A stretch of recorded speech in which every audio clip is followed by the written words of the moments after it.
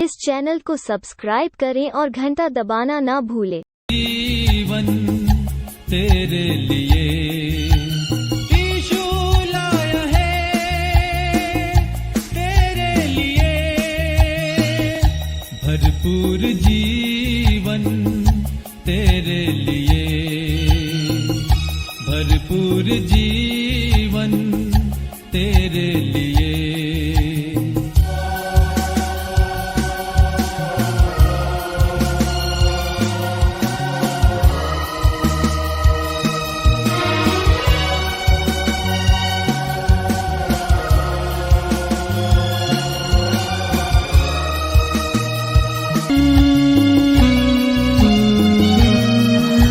ਸਾਰੇ ਭਾਈ ਭੈਣਾਂ ਨੂੰ ਜੈ ਮਸੀਹ ਦੀ। ਅੱਜ ਦੇ ਵਚਨ ਦਾ ਮਨਨ ਕਰਨ ਤੋਂ ਪਹਿਲਾਂ ਅਸੀਂ ਪ੍ਰਾਰਥਨਾ ਵਿੱਚ ਜਾਵਾਂਗੇ।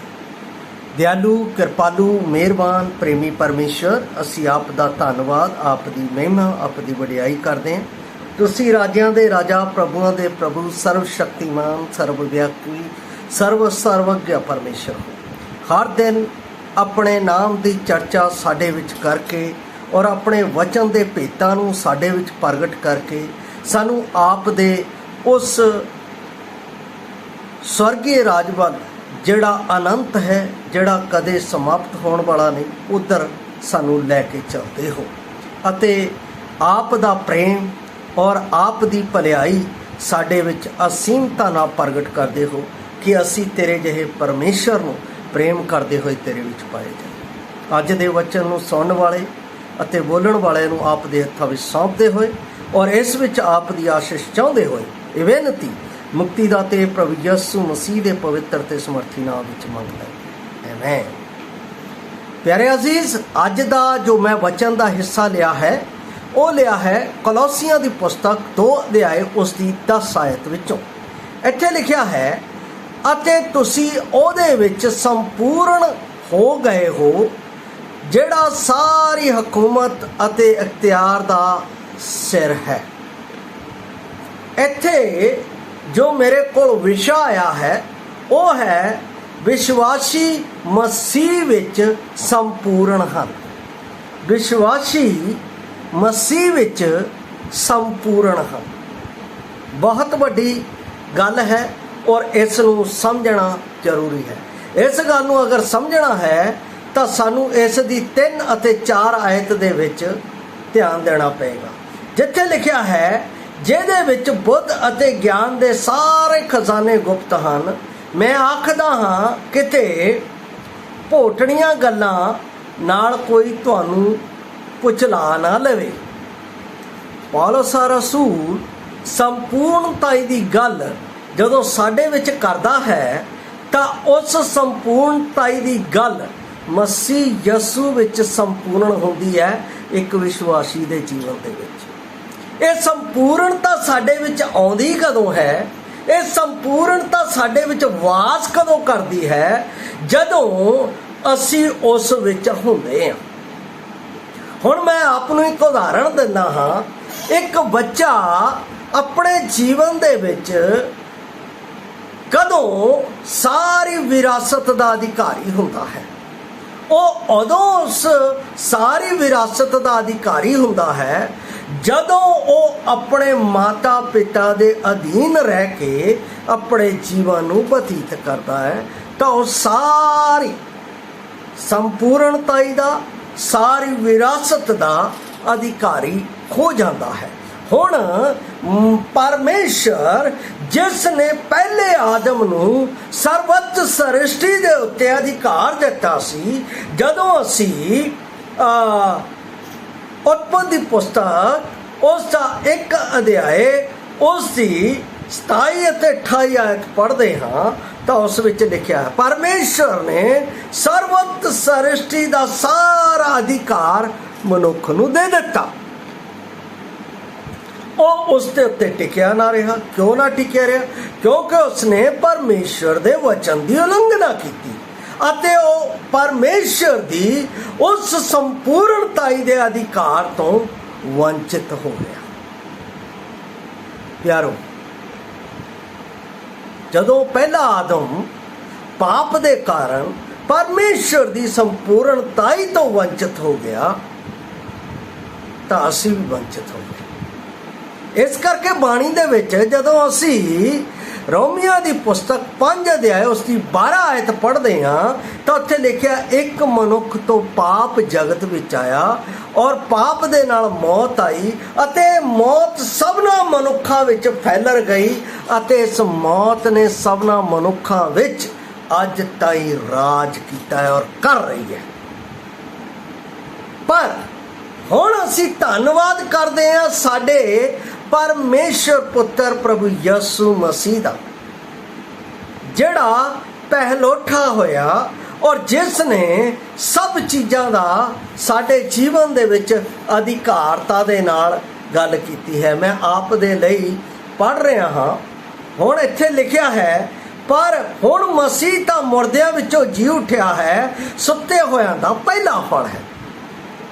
मेरे प्यारे अजीज, ये सारी मौत साडे जीवन दे विच सानू परमेश्वर दी संपूर्णताई तो दिन प्रति दिन वख करदी जा रही सी, पर परमेश्वर ने मेरे अते आप दे लई इस संपूर्णताई तो सानू भरपूर करन दे लई अपनी योजना तैयार कीती, मेरे अते आप दे लई, मेरे अते आप दे लई अते सर्वत सृष्टि दे मनुखताई दे लई कि ਉਹ इस संपूर्णता दे बंद प्रभु यसू मसीह नूं जिस नूं परमेश्वर ने मेरे लिए घल्लिया कि मैं उसनूं प्राप्त करूं। वो काहदे लई घल्लिया गया? वो तां सारी सृष्टि संपूर्ण ब्रह्मंड दा करता सी, वो इस सब दा रचेता सी और इन्हां सबना तो उत्ते सी। उसने इस तरह क्यों किया? क्योंकि उसने मैनू जो मैं खो चुका सी, मैं उस दी इस योजना दे नाल उसनूं प्राप्त कर सका। उसनूं प्राप्त करन दे लई परमेश्वर ने मैनू वसीला दे दिता अते वो वसीला बाणी दे विच लिखिया है निष्पाप सी। जदों असी दूसरा ग्रंथियां 5 अध्याय उसकी 21 आयत पढ़ते हैं, ਉਹਦੇ ਵਿੱਚ लिखिया वो पाप ਦਾ ਜਾਣੂ नहीं सी, पर साडी खातर पाप बनया कि असी उस विच परमेश्वर दी धार्मिकता भाव उसकी संपूर्णताई दा अधिकारी हो सके, हकदार हो सके। जिस दी गल परमेश्वर दा दास पौलुस रसूल कलोसियां दी पुस्तक उसताद 2:10 दे विच लिख रहा है। उस संपूर्णताई नूं प्राप्त करन दे लई परमेश्वर ने अपने इकलौते अपने प्यारे नूं मेरे लई कालवरी क्रूस दे उत्ते दे दिता। उसने मेरी सारी मलीनता, उसने मेरे सारे गुनाह, उसने मेरे सारियां बदियां अपने उत्ते कालवरी क्रूस के उत्ते लै ली। इसलिए तो यूहन्ना कहता, ओ वेखो परमेश्वर दा मेमना जिहड़ा सारे जगत के पाप के भार नूं चुक ले जाता है। इहदा मतलब परमेश्वर ने मेरे सारे बोझ नूं, मेरे सारे पापां दे उस कारज नूं जो मैं कीते सी उस उत्ते लद दिता। काते कि उस विच मैं जो परमेश्वर की संपूर्णताई हाँ, मैं जो परमेश्वर की भरपूरी जो पहले आदम दे विच सी उसनूं मैं प्राप्त कर सका। और ये मैनू परमेश्वर पुत्र दे विच मिलदी है। इस करके बाइबल दे विच लिखिया है, जदों मैं पढ़ रहा सी, लिखिया है अते तुसी ओहदे विच संपूर्ण हो गए। प्रभु सानू जो कुछ भी दिंदा है वह भरपूरी दे नाल दिंदा है। वास्तविकता विच ओ परमेश्वर की संपूर्णता नू साबित करदा है मेरे जीवन में। जिमें जिमें मैं ਮਸੀਹ ਯਸੂ ਦੇ ਵਿੱਚ ਉਹਦੇ ਵਚਨ ਦੇ ਨਾਲ ਵਧਦਾ ਜਾਂਦਾ ਹਾਂ, ਉਸ ਦੇ ਵਚਨ ਦਾ ਅਨੁਸਰਣ ਕਰਦਾ ਹਾਂ, ਉਸ ਦੇ ਵਿੱਚ ਉਸ ਦੀ ਸੰਗਤ ਵਿੱਚ ਪਾਇਆ ਜਾਂਦਾ ਹਾਂ, ਤਿਵੇਂ ਤਿਵੇਂ ਮੈਂ ਉਸ ਦੀ ਸੰਪੂਰਨਤਾਈ ਦੇ ਵਿੱਚ ਵਧਦਾ ਜਾਂਦਾ। ਪਰਮੇਸ਼ਰ ਸਾਨੂੰ ਜੀਵਨ ਦਿੰਦਾ ਹੈ, ਤਦ ਸ਼ੁਰੂ ਤੋਂ ਹੀ ਉਹ ਭਰਪੂਰ ਅਤੇ ਬਹੁਤਾਇਕ ਦਾ ਜੀਵਨ ਦਿੰਦਾ ਹੈ। ਪ੍ਰਭੂ ਨੇ ਇਹ ਨਹੀਂ ਕਿਹਾ ਹੈ ਥੋੜਾ ਜਿਹਾ ਜੀਵਨ ਲੈ ਲਓ, ਪ੍ਰਭੂ ਨੇ ਇਹ ਨਹੀਂ ਕਿਹਾ ਥੋੜੀ ਜਿਹੀ ਜ਼ਿੰਦਗੀ ਲੈ ਲਓ। ਬਾਣੀ ਦੇ ਵਿੱਚ ਪਰਮੇਸ਼ਰ ਨੇ ਆਪਣੇ ਪੁੱਤਰ ਦੇ ਰਾਹੀਂ ਯਹੋਨਾ ਦੀ ਅੰਜੀਲ ਉਸ ਦਾ 3:16 ਚ ਕਿਹਾ ਕਿ ਪਰਮੇਸ਼ਰ ਨੇ ਜਗਤ ਨਾਲ ਅਜਿਹਾ ਪਿਆਰ ਕੀਤਾ ਕਿ ਉਹਨੇ ਆਪਣਾ ਇਕਲੌਤਾ ਪੁੱਤਰ ਸਾਡੇ ਲਈ ਬਖਸ਼ ਦਿੱਤਾ, ਤਾਂ ਕਿ ਅਸੀਂ ਉਸ ਵਿੱਚ ਹੋ ਕੇ ਵਿਸ਼ਵਾਸ ਕਰਕੇ ਸਦਾ ਦਾ ਜੀਵਨ, ਹਮੇਸ਼ਾ ਦਾ ਜੀਵਨ ਪ੍ਰਾਪਤ ਕਰੀਏ, ਭਾਵ ਸੰਪੂਰਨਤਾ ਦਾ ਜੀਵਨ ਪ੍ਰਾਪਤ ਕਰੀਏ, ਜੋ ਮਸੀਹ ਯਸੂ ਨੇ ਆਪਣੀ ਜਾਨ ਦੇ ਕੇ ਮੇਰੇ ਲਈ ਦੇ ਦਿੱਤਾ ਹੈ। ਹੁਣ ਉਹ ਮੈਨੂੰ ਮਸੀਹ ਵਿੱਚ ਪੂਰੀ ਸੰਪੂਰਨਤਾ ਦਿੰਦਾ ਹੈ। ਪਰਮੇਸ਼ਰ ਉੱਤੇ ਪੂਰੀ ਤਰ੍ਹਾਂ ਨਾਲ ਵਿਸ਼ਵਾਸ ਜੋ ਨਹੀਂ ਰੱਖਦੇ ਅਤੇ ਉਸ ਦੇ ਅਧੀਨ ਨਹੀਂ ਹੁੰਦੇ, ਇਸ ਲਈ ਇਸ ਜੀਵਨ ਨੂੰ ਕਈ ਸਾਲਾਂ ਤੱਕ ਉਹ ਅੱਗੇ ਨਹੀਂ ਭੋਗ ਪਾਉਂਦੇ, ਉਹ ਆਪਣੀ ਜ਼ਿੰਦਗੀ ਵਿਨਾਸ਼ ਦੇ ਵਿੱਚ ਕੱਟ ਲੈਂਦੇ।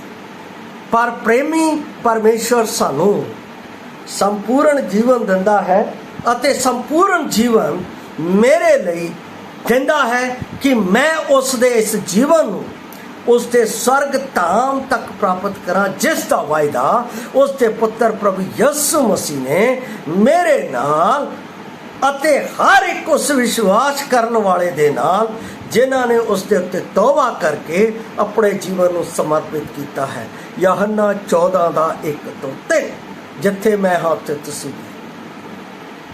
ਮੌਤ ਉੱਥੇ ਹੋਣੀ ਹੀ ਨਹੀਂ, ਦੁੱਖ ਉੱਥੇ ਹੋਣਾ ਹੀ ਨਹੀਂ, ਕਸ਼ਟ ਅਤੇ ਰੋਣਾ ਅਤੇ ਕਰਲਾਉਣਾ ਅਤੇ ਮੌਤ ਉੱਥੇ ਹੋਣੀ ਹੀ ਨਹੀਂ।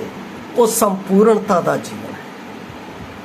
ਉਹ ਆਪਣੇ ਭੈ ਮੰਨਣ ਵਾਲਿਆਂ ਨੂੰ, ਵਿਸ਼ਵਾਸ ਕਰਨ ਵਾਲਿਆਂ ਨੂੰ ਮੁਫਤ ਵਿੱਚ ਦਿੰਦਾ ਹੈ। ਇਸੇ ਤਰ੍ਹਾਂ ਪਰਮੇਸ਼ਰ ਸਾਨੂੰ ਸੰਪੂਰਨ ਸ਼ਾਂਤੀ ਅਤੇ ਸੱਚਾਈ ਦਿੰਦਾ ਹੈ, ਜੋ ਯਰਮਾਇਆ ਦੀ ਪੁਸਤਕ 33:6 ਵਿੱਚ ਲਿਖਿਆ ਹੈ, ਅਸੀਂ ਪੜ੍ਹ ਸਕਦੇ ਹਾਂ।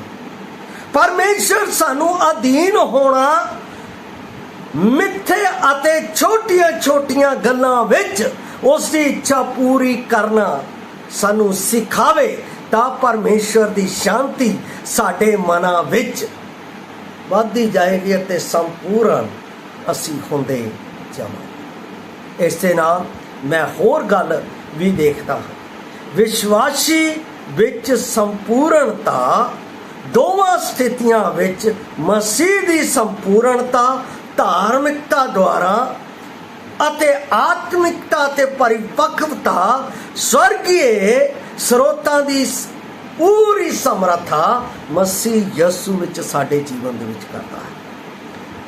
ਅਤੇ ਯਹੋਨਾ 15:11 ਅਤੇ 16:24 ਦੇ ਅਨੁਸਾਰ ਪਰਮੇਸ਼ਰ ਸਾਨੂੰ ਪੂਰੀ ਖੁਸ਼ੀ ਦੇਣਾ ਚਾਹੁੰਦਾ ਹੈ। ਅਧੂਰੀ ਨਹੀਂ, ਪਰ ਉਹਦਾ ਇੱਕ ਰੀਜ਼ਨ ਹੈ। ਉਹ ਖੁਸ਼ੀ ਪੂਰਨ ਕਿੱਦਾਂ ਮਿਲੇਗੀ? ਉਹ ਖੁਸ਼ੀ ਸਾਡੇ ਜੀਵਨ ਵਿੱਚ ਕਿਵੇਂ ਆਵੇਗੀ? ਪਹਿਲਾਂ ਤਾਂ ਮੈਂ ਦੁੱਖ ਦੇ ਵਿੱਚ ਸੀ, ਸੋਗ ਦੇ ਵਿੱਚ ਸੀ।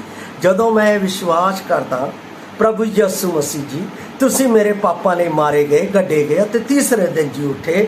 ਹੁਣ ਮੇਰਾ ਜੀਵਨ ਮੇਰਾ ਨਹੀਂ, ਤੇਰਾ ਹੈ, ਅਤੇ ਹੁਣ ਮੈਂ ਜੋ ਜੀਵਨ ਭੋਗਣਾ ਚਾਹੁੰਦਾ ਉਹ ਤੇਰੀ ਇੱਛਾ ਦੇ ਅਨੁਸਾਰ ਭੋਗਣਾ ਚਾਹੁੰਦਾ ਹਾਂ। ਔਰ ਇਹ ਮੈਂ ਵਿਸ਼ਵਾਸ ਕਰਦਾ ਹਾਂ ਕਿ ਹੁਣ ਮੇਰੇ ਜੀਵਨ ਦੇ ਰਾਖੇ ਤੁਸੀਂ।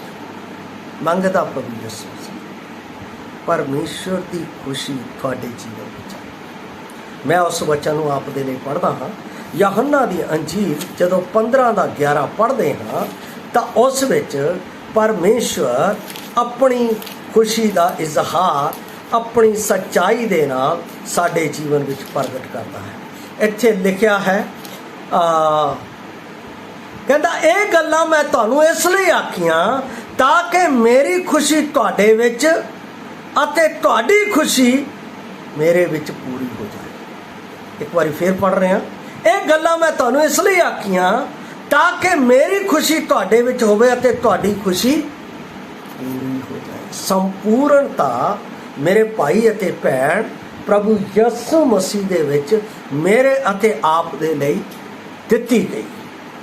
ਹੁਣ ਜਦੋਂ ਮੈਂ ਉਸ ਨੂੰ ਆਪਣੇ ਜੀਵਨ ਦੇ ਵਿੱਚ ਪ੍ਰਾਰਥਨਾ ਸਹਿਤ ਇਸ ਵਚਨ ਦੇ ਇੱਕ ਇੱਕ ਅਲਫਾਜ਼ ਦੇ ਨਾਲ ਚੱਲਣਾ ਸ਼ੁਰੂ ਕਰਦਾ ਹਾਂ ਤਾਂ ਦਿਨ ਪ੍ਰਤੀ ਦਿਨ ਮੇਰੇ ਜੀਵਨ ਖੁਸ਼ੀ ਦਾ ਦੂਸਰਾ ਸ਼ਬਦ ਕੀ ਆਉਂਦਾ ਹੈ?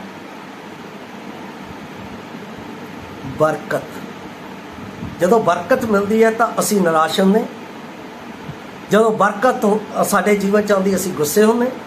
ਜਦੋਂ ਬਰਕਤ ਸਾਡੇ ਜੀਵਨ ਦੇ ਵਿੱਚ ਆਉਂਦੀ ਹੈ ਅਸੀਂ ਨਿਰਾਸ਼ ਹੋ ਕੇ ਬਹਿ ਜਾਂਦੇ। ਨਹੀਂ, ਜਦੋਂ ਬਰਕਤ ਸਾਡੇ ਜੀਵਨ 'ਚ ਆਉਂਦੀ ਹੈ ਤਾਂ ਅਸੀਂ ਖੁਸ਼ੀ ਮਨਾਉਂਦੇ ਅਤੇ ਖੁਸ਼ੀ ਵਿੱਚ ਭਰਪੂਰ ਹੋ ਜਾਂਦੇ। ਇਹ ਹੈ ਮਸੀਹ ਦੀ ਸੰਪੂਰਨਤਾ ਦਾ ਰਾਜ ਮੇਰੇ ਜੀਵਨ ਵਿੱਚ। ਅਸੀਂ ਮਸੀਹ ਦੀ ਸੰਪੂਰਨਤਾ ਭਾਵ ਉਸ ਦੀ ਆਗਿਆਕਾਰੀਤਾ ਅਤੇ ਉੱਤੇ ਲਿਖੇ ਹੋਏ ਵਚਨਾਂ ਦੇ ਅਨੁਸਾਰ ਚੱਲਣਾ ਤਾਂ ਮਸੀਹ ਦੀ ਸਵਰਗੀ ਬਰਕਤਾਂ ਨੂੰ ਆਪਣੇ ਜੀਵਨ ਵਿੱਚ ਪ੍ਰਾਪਤ ਕਰਨਾ, ਜਿਸ ਦੇ ਬਾਰੇ ਮੈਂ ਦੱਸਿਆ ਅਫਸੀਆਂ 1:3 ਦੇ ਵਿੱਚ ਲਿਖਿਆ ਹੈ। ਮੁਬਾਰਕ ਹੋਵੇ ਸਾਡੇ ਪ੍ਰਭੂ ਯਿਸੂ ਮਸੀਹ ਦਾ ਪਰਮੇਸ਼ਵਰ, ਜਿਹਨੇ ਸਾਨੂੰ ਸਵਰਗੀ ਥਾਵਾਂ ਦੇ ਵਿੱਚ ਸਭ ਪ੍ਰਕਾਰ ਦੀ ਆਤਮਿਕ ਬਰਕਤਾਂ ਵਿੱਚ ਬਰਕਤ ਦਿੱਤੀ ਹੈ।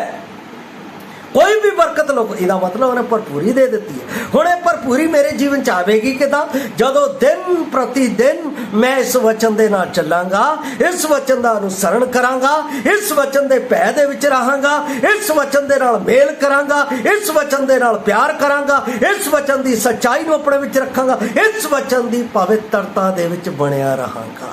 ਮੇਰੇ ਜੀਵਨ ਦੇ ਵਿੱਚ ਪਰਮੇਸ਼ਵਰ ਦੀ ਸੰਪੂਰਨਤਾ, ਪਰਮੇਸ਼ਵਰ ਦੀ ਖੁਸ਼ੀ, ਪਰਮੇਸ਼ਵਰ ਦੀ ਸ਼ਾਂਤੀ ਮੇਰੇ ਜੀਵਨ ਵਿੱਚ ਭਰਪੂਰੀ ਦੇ ਨਾਲ ਵਧਦੀ ਜਾਏਗੀ। ਇਸ ਕਰਕੇ ਪੌਲਸ ਰਸੂਲ ਇੱਥੇ ਕਹਿੰਦਾ ਹੈ, ਉਸ ਨੇ ਕੋਲੋਸੀਆਂ ਦੀ ਪੁਸਤਕ ਦੇ ਵਿੱਚ ਕਹਿ ਦਿੱਤਾ ਹੈ ਕਿ ਤੁਸੀਂ ਉਹਦੇ ਵਿੱਚ ਸੰਪੂਰਨ ਹੋ ਗਏ ਹੋ। ਤੁਸੀਂ ਉਹਦੇ ਵਿੱਚ ਸੰਪੂਰਨ ਹੋ। ਇਹ ਤਦ ਹੈ ਜਦੋਂ ਉਹਨਾਂ ਨੂੰ ਵਚਨ ਦੇ ਨਾਲ ਚੱਲਦੇ ਵੇਖਦਾ ਹੈ। ਔਰ ਇਸ ਦੇ ਨਾਲ ਪਰਮੇਸ਼ਰ ਦੀ ਖਾਤਰ ਦੁੱਖ ਸਹਿਣ ਕਰਨ ਦੇ ਹੱਕ ਦੇ ਵਾਸਤੇ ਉਸ ਦਾ ਧੰਨਵਾਦ ਕਰਨਾ ਸਿੱਖੋ, ਤਾਂ ਸਾਡੇ ਧੰਨਵਾਦ ਦੇ ਪ੍ਰਮਾਣ ਵਿੱਚ ਸਾਡਾ ਆਨੰਦ ਵਧਦਾ ਜਾਏਗਾ। ਕਈ ਲੋਕ ਦੁੱਖਾਂ ਦੇ ਵਿੱਚ ਰੋਂਦੇ ਹੀ ਰਹਿੰਦੇ ਆ, ਪਰਮੇਸ਼ਰ ਦਾ ਧੰਨਵਾਦ ਨਹੀਂ। ਜੇ ਦੁੱਖ ਆਇਆ, ਪਰਮੇਸ਼ਰ ਤੇਰਾ ਧੰਨਵਾਦ, ਇਹਦੇ ਵਿੱਚ ਤੇਰੀ ਭਲਾਈ ਹੈ, ਅਸੀਂ ਤੇਰਾ ਸ਼ੁਕਰਗੁਜ਼ਾਰ ਕਰਾਂਗੇ। ਬਾਈਬਲ ਦੇ ਵਿੱਚ ਲਿਖਿਆ ਹੈ, ਪਰਮੇਸ਼ਰ ਦੇ ਭੈ ਮੰਨਣ ਵਾਲਿਆਂ ਦੇ ਉੱਤੇ ਪਰਮੇਸ਼ਰ ਉਹਨਾਂ ਨੂੰ ਸੰਕਟ ਦੇ ਵਿੱਚ, ਕਸ਼ਟ ਦੇ ਵਿੱਚ ਪੈ ਨਹੀਂ ਰਹਿਣ ਦਿੰਦਾ। ਅਬਰਾਹਮ ਤੇ ਸੰਕਟ ਆਇਆ, ਪਰਮੇਸ਼ਰ ਨੇ ਕੱਢ ਦਿੱਤਾ।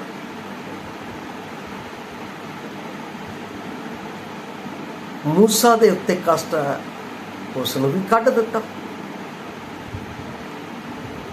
ਯਾਕੂਬ ਦੇ ਉੱਤੇ ਪਰਮੇਸ਼ਰ ਦਾ ਉਸ ਸਮੇਂ ਕਸ਼ਟ ਆਇਆ, ਉਹਨਾਂ ਨੂੰ ਵੀ ਕੱਢ ਦਿੱਤਾ। ਯੂਸਫ ਤੇ ਆਇਆ, ਉਹਨੂੰ ਵੀ ਕੱਢ ਦਿੱਤਾ।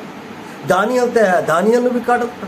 ਪਰਮੇਸ਼ਰ ਆਪਣੇ ਭੈ ਮੰਨਣ ਵਾਲਿਆਂ ਨੂੰ ਦੁੱਖ ਦੇ ਵਿੱਚ ਨਹੀਂ ਰਹਿਣ ਦਿੰਦਾ, ਬਲਕਿ ਉਸ ਦੇ ਵਿੱਚ ਉਸ ਦਾ ਉਪਾਅ ਕੱਢ ਕੇ, ਨਿਵਾਰਨ ਕਰਕੇ ਉਹਨਾਂ ਨੂੰ ਕੱਢ ਦਿੰਦਾ ਹੈ। ਅਯੂਬ, ਜਿਸ ਦਾ ਜੀਵਨ ਦੁੱਖਾਂ ਦੇ ਵਿੱਚ ਸੀ, ਉਸ ਨੇ ਕੀ ਕੀਤਾ? ਉਹਨੇ ਕਿਹਾ ਪਰਮੇਸ਼ਰ ਨੇ ਦਿੱਤਾ, ਪਰਮੇਸ਼ਰ ਨੇ ਲੈ ਲਿਆ, ਉਸ ਦਾ ਧੰਨਵਾਦ ਹੋਵੇ। ਇਹਦਾ ਮਤਲਬ ਪਰਮੇਸ਼ਰ ਦਾ ਵਚਨ ਮੈਨੂੰ ਸਿਖਾਉਂਦਾ ਹੈ, ਜੇ ਅਸੀਂ ਪਰਮੇਸ਼ਰ ਦੀ ਭਰਪੂਰੀ ਨੂੰ ਆਪਣੇ ਜੀਵਨ ਵਿੱਚ ਆਨੰਦ ਦੇ ਨਾਲ, ਸ਼ਾਂਤੀ ਦੇ ਨਾਲ, ਸੱਚਾਈ ਦੇ ਨਾਲ, ਪ੍ਰੇਮ ਦੇ ਨਾਲ ਆਪਣੇ ਜੀਵਨ 'ਚ ਪ੍ਰਾਪਤ ਕਰਨਾ ਚਾਹੁੰਦੇ ਹਾਂ, ਤਾਂ ਦੁੱਖਾਂ ਦੇ ਵਿੱਚ ਵੀ ਅਸੀਂ ਉਹਦਾ ਧੰਨਵਾਦ ਕਰਨਾ ਸਿੱਖੀਏ। ਪਰਮੇਸ਼ਰ ਇਹ ਮੈਨੂੰ ਸਿਖਾਉਂਦਾ ਹੈ, ਜਦੋਂ ਮੈਂ ਪਰਮੇਸ਼ਰ ਦੀ ਹਜ਼ੂਰੀ ਵਿੱਚ ਰਹਿਣ ਦੇ ਦੁਆਰਾ ਸਾਡਾ ਆਨੰਦ ਭਰਪੂਰ ਹੁੰਦਾ ਹੈ, ਤਾਂ ਜ਼ਬੂਰ 16:11 ਦੇ ਵਿੱਚ ਗੱਲ ਮੇਰੇ ਜੀਵਨ ਦੇ ਵਿੱਚ ਖੁਸ਼ੀ ਲਿਆਉਂਦੀ ਹੈ। ਔਰ ਸਾਡਾ ਪ੍ਰਭੂ ਚਾਹੁੰਦਾ ਹੈ ਕਿ ਅਸੀਂ ਪਵਿੱਤਰ ਆਤਮਾ ਦੇ ਨਾਲ ਪਰਿਪੂਰਨ ਹੋਈਏ ਅਤੇ ਲਗਾਤਾਰ ਝਲਕਦੇ ਰਹੀਏ। ਅਫਸੀਆਂ 5:17 ਅਤੇ 18। ਪਰਮੇਸ਼ਵਰ ਧੰਨਵਾਦ ਦੇ ਨਾਲ ਚਾਹੁੰਦਾ ਹੈ ਕਿ ਅਸੀਂ ਉਸ ਦੀ ਵਡਿਆਈ ਅਤੇ ਉਸ ਦੀ ਪਵਿੱਤਰ ਆਤਮਾ ਦੇ ਵਿੱਚ ਪਰਿਪੂਰਨ ਹੋ ਕੇ ਉਸ ਦੇ ਵਿੱਚ ਵਧਦੇ ਹਾਂ। ਪਵਿੱਤਰ ਆਤਮਾ ਵਿੱਚ ਪਰਿਪੂਰਨ ਹੋਣਾ ਕੀ ਹੈ? ਇਹ ਨਹੀਂ ਹੈ ਕਿ ਮੈਂ ਭਾਸ਼ਾ ਬੋਲਣੀ। ਪਵਿੱਤਰ ਆਤਮਾ ਦੇ ਵਿੱਚ ਪੂਰਨ ਹੋਣਾ, ਇਸ ਵਚਨ ਨੂੰ ਆਪਣੇ ਵਿੱਚ ਅਡਾਪਟ ਕਰਨਾ ਹੈ ਦਿਨ ਪ੍ਰਤੀ ਦਿਨ ਪ੍ਰਤੀ। ਪ੍ਰਭੂ ਯਿਸੂ ਮਸੀਹ ਆਤਮਾ ਦੇ ਵਿੱਚ ਭਰਪੂਰ ਸੀ। ਇਸ ਦਾ ਸਬੂਤ ਕੀ ਹੈ? ਜਦੋਂ ਦੁਸ਼ਟ ਨੇ ਉਸ ਦੀ ਪ੍ਰੀਖਿਆ ਕੀਤੀ ਤਦ ਉਸ ਨੇ ਦੁਸ਼ਟ ਨੂੰ ਉਸ ਲਿਖੇ ਹੋਏ ਵਚਨਾਂ ਦੇ ਵਿੱਚੋਂ ਜਵਾਬ ਦਿੱਤਾ। ਉਹਨੇ ਉੱਥੇ ਭਾਸ਼ਾ ਨਹੀਂ ਬੋਲੀ। ਉਹਦੀ ਪਰਿਪੂਰਨਤਾ ਦਾ ਜਵਾਬ ਉੱਥੇ ਸੀ ਕਿ ਉਹ ਪਰਮੇਸ਼ਰ ਦੇ ਵਚਨ ਭਾਵ ਉਸ ਦੇ ਪਵਿੱਤਰ ਆਤਮਾ ਦੇ ਨਾਲ ਭਰਪੂਰ ਸੀ, ਜਿਸ ਦੇ ਬਾਰੇ ਪੌਲਸ ਰਸੂਲ ਆਪਣੇ ਵਚਨ ਤਿਮੋਥੀਅਸ ਦੇ ਵਿੱਚ ਕਹਿੰਦਾ ਹੈ, 2 ਤਿਮੋਥੀ 3:16, ਇਹ ਸਾਰੀ ਲਿਖਤ ਪਰਮੇਸ਼ਰ ਦੇ ਆਤਮਾ ਤੋਂ ਹੈ, ਜਿਹੜੀ ਸਾਨੂੰ ਗਜਾਉਣ ਅਤੇ ਪਰਮੇਸ਼ਰ ਦੀ ਸਿੱਖਿਆ ਲੈਣ ਵਿੱਚ ਅਤੇ ਤਾੜਨ ਵਿੱਚ ਅਤੇ ਪਰਮੇਸ਼ਰ ਦਾ ਬੰਦਾ ਕਾਬਲ ਬਣੇ ਉਸ ਦੇ ਵਿੱਚ ਸਾਨੂੰ ਗਜਾਉਂਦੀ ਹੈ। ਪਿਆਰੋ, ਅਗਰ ਸੰਪੂਰਨਤਾ ਦੇ ਬੰਦ ਵਿੱਚ ਤੁਸੀਂ ਜਾਣਾ ਚਾਹੁੰਦੇ ਹੋ ਤਾਂ ਪ੍ਰਭੂ ਯਿਸੂ ਮਸੀਹ ਜੋ ਮੁਕਤੀ ਦਾਤਾ ਹੈ ਉਸ ਨੂੰ ਸਵੀਕਾਰ ਕਰੋ। ਪ੍ਰਭੂ ਸਾਨੂੰ ਉਸ ਦੀ ਭਰਪੂਰੀ ਥੋੜੀ ਮਾਤਰਾ ਵਿੱਚ ਨਹੀਂ, ਸੰਪੂਰਨ ਤੌਰ ਤੇ ਦੇਣਾ ਚਾਹੁੰਦਾ ਹੈ। ਉਹ ਸੰਪੂਰਨਤਾ ਦਾ ਪਰਮੇਸ਼ਰ ਹੈ ਅਤੇ ਸਾਨੂੰ ਸਭ ਕੁਝ ਸੰਪੂਰਨਤਾ ਦੇ ਨਾਲ ਦੇਣਾ ਚਾਹੁੰਦਾ ਹੈ। ਜੇ ਤੁਸੀਂ ਪ੍ਰਾਪਤ ਕਰਨਾ ਚਾਹੁੰਦੇ ਹੋ ਤਾਂ ਅੱਜ ਆਪਣੇ ਦਿਲ ਨੂੰ ਪਰਮੇਸ਼ਰ ਨੂੰ ਦੇ ਦਿਓ। ਜੇ ਤੁਸੀਂ ਦੇ ਚੁੱਕੇ ਹੋ ਤਾਂ ਇਸ ਵਚਨ ਦੀ ਪਰਿਪੂਰਨਤਾ ਦੇ ਵਿੱਚ ਇਸ ਨੂੰ ਪੜ੍ਹਦੇ ਹੋਏ ਆਪਣੇ ਵਿੱਚ ਰਿਮੈਂਬਰ ਕਰਦੇ ਹੋਏ ਉਹਦੀ ਜਿਉਂਦੀ ਆਸ ਵਿੱਚ ਵਧਦੇ ਜਾਓ ਤਾਂ ਤੁਸੀਂ ਉਸ ਸੰਪੂਰਨਤਾ ਦਾ ਸਵਾਦ ਉਹਦੇ ਨਾਲ ਜਦੋਂ ਬਦਲਾਂ ਤੇ ਆਏਗਾ ਚੱਖ ਲਵੋ। ਪਰਮੇਸ਼ਰ ਆਪ ਨੂੰ ਇਸ ਸੰਪੂਰਨਤਾ ਨੂੰ ਪ੍ਰਾਪਤ ਕਰਨ ਦੇ ਲਈ ਆਪ ਦੀ ਮਦਦ ਕਰੇ। ਜੈ ਮਸੀਹ ਦੀ। ਮਹਾਰਾਜ।